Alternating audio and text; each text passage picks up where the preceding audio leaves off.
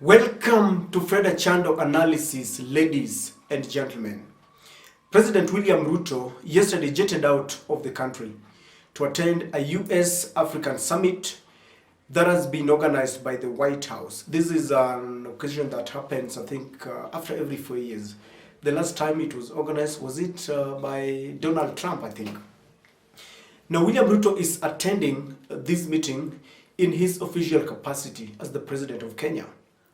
And on Saturday, Raila Odinga also jetted out of the country, and they are sharing the same destination, Washington, D.C.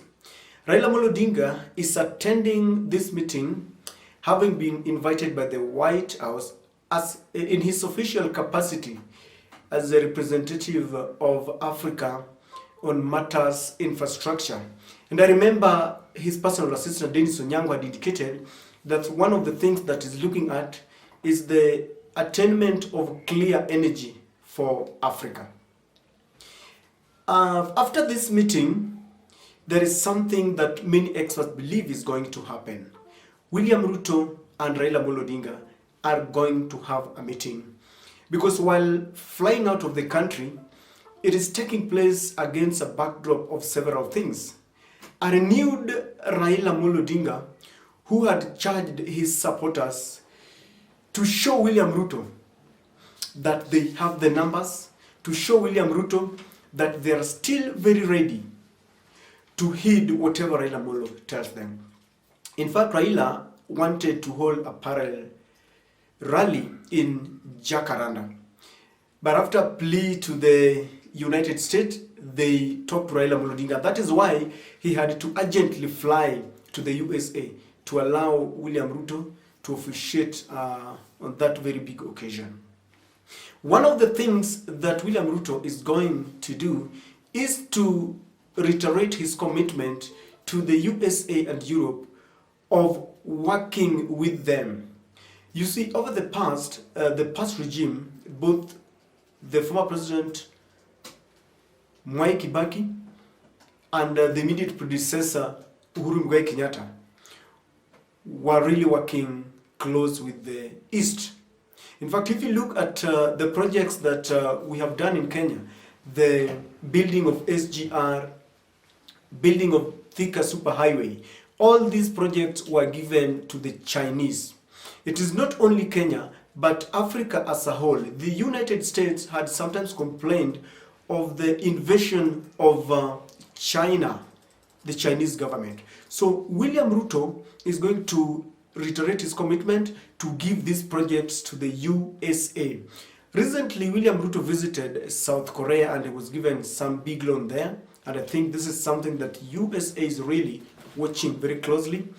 And it's funny that just recently, the president of Russia, Vladimir Putin, I think I hope I mentioned it well, sent a message of goodwill to President William Ruto. And he indicated that he believes they are going to work together. They will have a cordial working relationship and a wonderful bilateral, relationship between Kenya and Russia. And I believe that Putin was doing this knowing very well that William Ruto is going to the USA, so he's testing waters, and I believe this is one of the things that the United States of America is really, really worried about. William Ruto is also going to talk about the genetically modified organisms.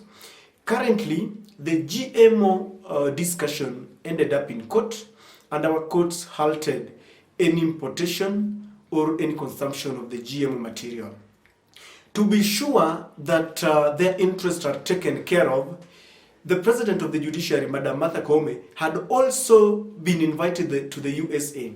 And I believe that this really was one of the things that they talked about. So William Ruto is going to maybe, in a meeting, give his fears and the challenges that he's facing back at home as far as the GMO consumption is concerned. Because currently, as we are, Raila Odinga had opposed this move. He felt that we are being coerced to use something that we really don't understand much about. And he had said that we need to incorporate all the stakeholders to look at it so that by the time we consume it, everyone knows what is happening. And I saw the Catholic Church also came out and opposed any move to try and compel Kenyans to start using the GMO. And of course, the farmers, even those from the Rift Valley where William Ruto comes from, had opposed it. So William Ruto is really doing this against opposition from different departments in Kenya. This is one of the things that they are going to talk about.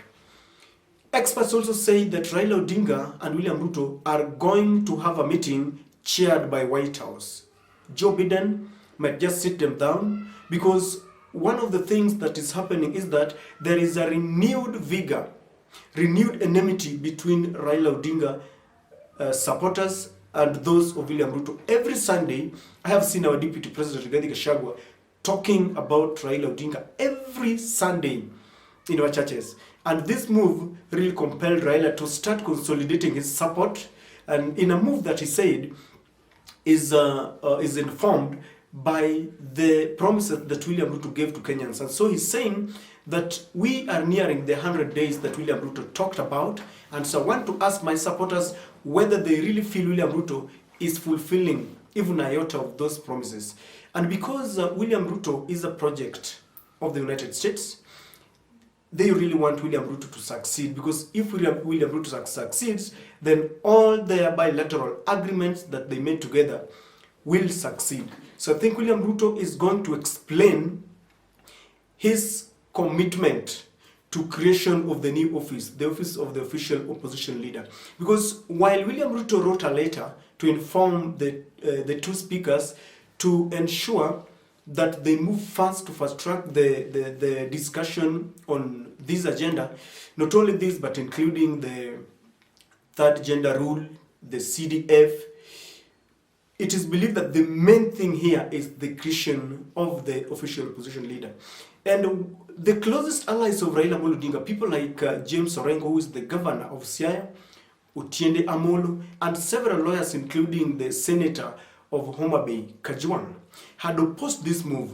Not that they don't want this office, but they read a lot of mischief in the process of creating this office, because they had indicated that if we want to create any office such as this, then it needs to go to through the popular initiative, where the discussion is taken to the Kenyan people, and it is going to go through a referendum. The county assemblies are going to vote on it, because they believe that it is only then that this office will have weight, because it shall have come from the people itself. If it goes through the parliamentary amendments, then William Ruto and his allies will claim that this is a favor that they have given to Raila Odinga. And it seems that Raila Odinga has also opposed any move to give him an office that comes from the hands of Parliament. William Ruto controls the National Assembly, and so it will pass very easily. But you see, they will start claiming that this man was making noise and now we have given him an office. And this is one thing that people like Orengo and Otiende Amolo do not want. Because you know what will happen? If there is any mess, then the Azimio supporters will blame these lawyers. Orengo is a renowned lawyer. Otiende Amolo is a lawyer. Even Martha Karua herself is a lawyer. So if they make any wrong move, then they cannot later come to their supporters and say that, you know, we were duped and all this, because they need to read very fast how this bill is going to be created. So this is something that they are going to have a really deeper discussion about, so that by the time they fly back to the country, I think the USA will want to ensure that there is smooth running of the government. I have heard people complaining that maybe if Raila gets this office, then he shall have been compromised. He will not be criticizing the government. He will not talk on behalf of the weak. But from where I sit, I don't think Raila Odinga is a man who you can easily compromise. I think people are looking at the handshake that they had with Uhuru Kenyatta, and then it was very difficult to criticize the very government that he was supporting. So this is something that they're really going to talk about. But you see, ever since the discussion about the creation of this new office started, people are really giving their opinions for or against it. But there is one man who is still very quiet. He has really avoided this discussion, and that is our deputy, Rigathi Gachagua. Our deputy is a man who is known to be speaking out his mind. He fears nothing. There are two occasions that he was, and he did not speak. One, he was in a church on Sunday. You see, Rigathi Gachagua always talks on Sundays in a church. If you really want to know what he wants or how he feels, then wait for him on Sunday in one of the churches, and you will really know what Rigathi thinks. But even while in church on that day, he really avoided the discussion about the creation of a new office. Yesterday, when they were attending the Madaraka celebrations, he was the second in command, and people really expected that perhaps when he arose to speak, he could at least give his opinion on this, on the creation of this new office. But again, he was very quiet. So people conclude that he does not want this office. The reason why I believe that he doesn't want this office is because not only he, but there isn't any other legislator from Mount Kenya. I have not seen any leader who is talking about this office. So it seems that this thing is happening, but it does not have the blessings of Rigathi Gachagua.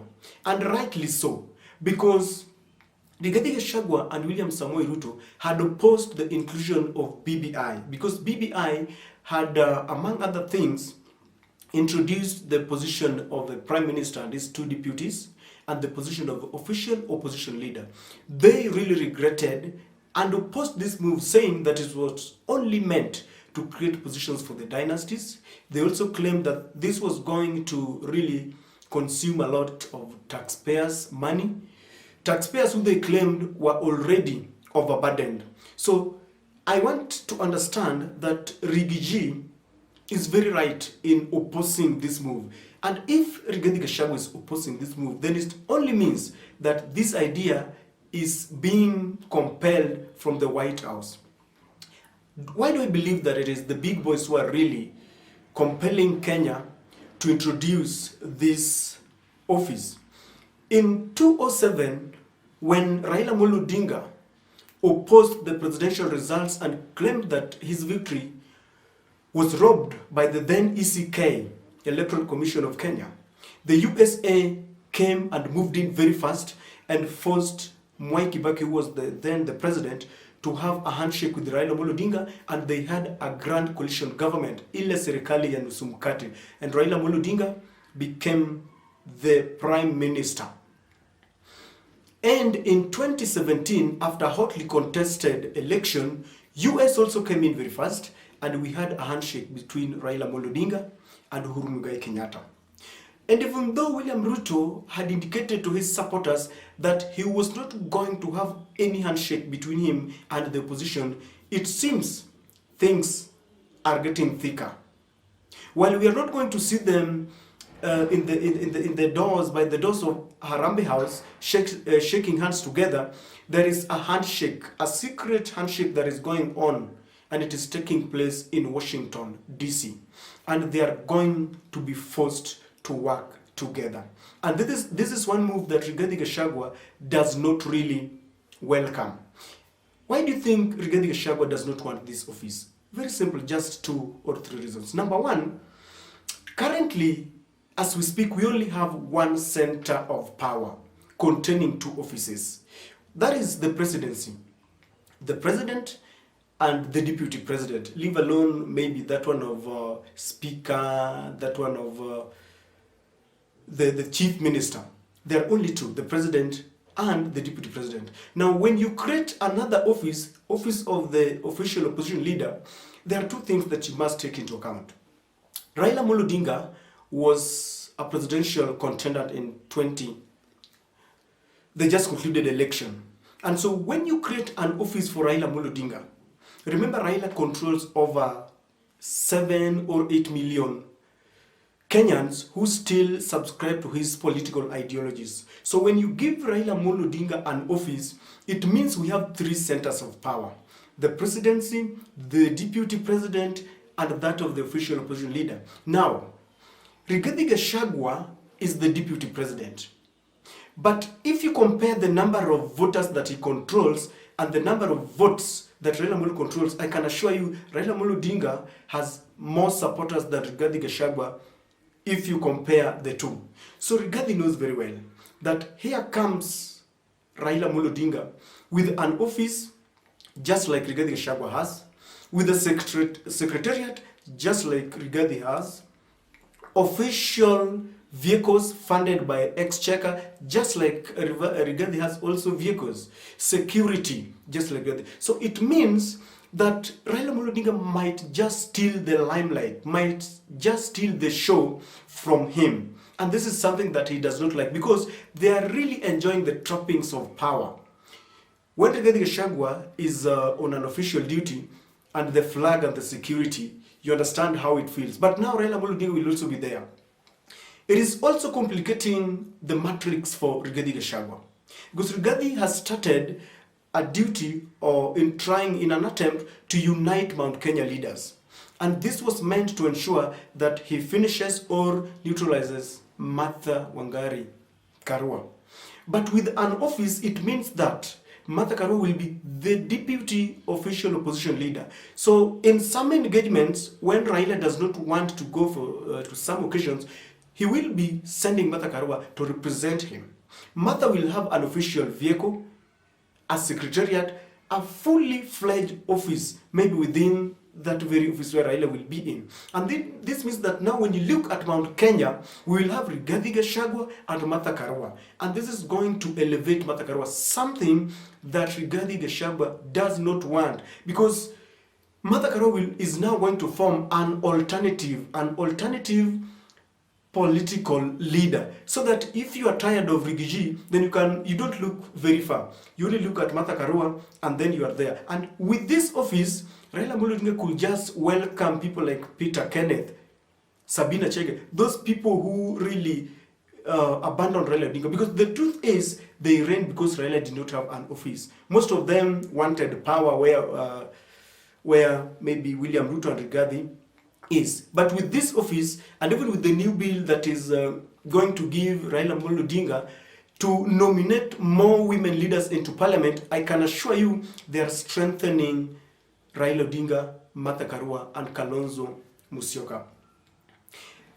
The 2027 matrix is also there, because Raila Amolo Odinga will now have official vehicles, and you cannot control how he's going to criticize the government. And when he goes to Mombasa, he will be speaking to people, maybe the people of Mombasa, to criticize this government. And in that move, Raila will be campaigning. I can assure you, Kenyan politics is very funny. He will be going there to start campaigning. How? When you criticize a government, you remind them of their campaign pledges to your people. And in that, you seem to be telling the people that you gave them the mandate and they are not fulfilling. If you had given us this mandate, we would have given you maybe Baba Care and free education and all that. And this is going to strengthen Kalonzo Musyoka and Martha Karua, who are believed to be the next heir apparel in Azimio, ladies and gentlemen. The third and the last, Rigathi Gachagua went to Mount Kenya and painted Raila Amolo Odinga in bad faith. And they said that Raila Amolo Odinga should be cast in a wheelbarrow and taken to Bondo. And they had promised their people that, number one, they were not going to allow creation of powers and many offices. And they had said that they cannot allow Raila Amolo Odinga to come any close to their power. That is William Ruto and Rigathi Gachagua. Now, instead of taking Raila Amolo Odinga to Bondo, they are now bringing Raila Odinga close to them. And two things are happening. What is Rigathi going to tell his Mount Kenya people? Is he going to say, now we have negated our promise with you? All of a sudden we have realized that Raila Amolo Odinga is a good man, and now we are creating for him an office and we are ready to work together? Because if he says that, then you know what it means in Mount Kenya. Or is he going to tell them that this president whom we voted, William Ruto, is now going against my opinion and is bringing Raila Amolo Odinga to work with him even though I have refused? Because if he does this, then you also know what it means. So Rigathi is between a rock and a hard place. And this is the reason why he doesn't feel comfortable with a Raila's office. And while he does not want it, It is something that is being compelled by the USA and Europe, and it is happening away from him in Washington, D.C. And the deal will be signed so that when it comes back, even Rigathi will be compelled to woo his people to vote for this very office.